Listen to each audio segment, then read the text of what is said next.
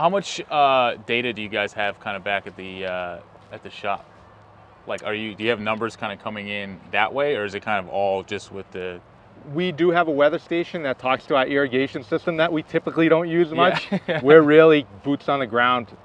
You know, I'm really old school, and Aidan kind of operates somewhere in between. He uses the meter and his eyes. I typically don't go to the meter much, but I'm not applying the water anymore. So it's a lot of visual, and we can tell what's happening. We have a good feel for this property. Even this green in particular, Aidan will know what spot on this green to go to each time, because it will show signs earlier than other signs on this green. We all know every green, they all have their own personalities.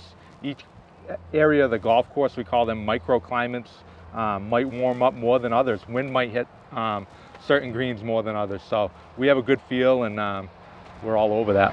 Yeah, so in the morning, for example, we send normally 2 people will do course set and just alternate through. In the afternoon, 1 or 2 guys is scouting, but I'm setting up a crew of sometimes 6 to 8 people to go out to water greens. So I know that 3 green is going to go early. I know that this green's going to go early. We know the spots on those greens that are going to go early. So we send a 6-man crew out. Sometimes I've been the only eyes on the greens, so I'm sending guys, hey, go 3, start on 3, start on 2, start on 4. Guys on the back, start on 17, start on 15, and start on 12.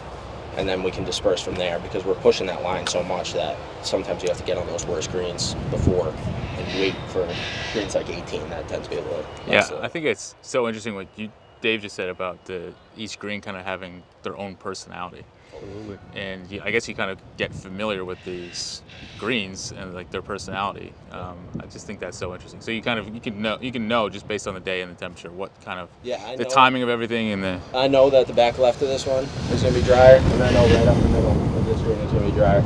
It's actually even crazy because some of these structures are changing our microclimates a little bit too. Got ya. So areas that used to be fine have a reflection from some of the glass in the grandstand in the back that the sun is making off of, so they're changing even day to day with this stuff going on. Got it. So you have to keep an extra close eye on that kind of stuff. And so you also said, Dave, that there's certain spots that you can kind of gauge the temperature of the green. So like each green kind of has a spot where you're like, all right, I'm going to go here every time.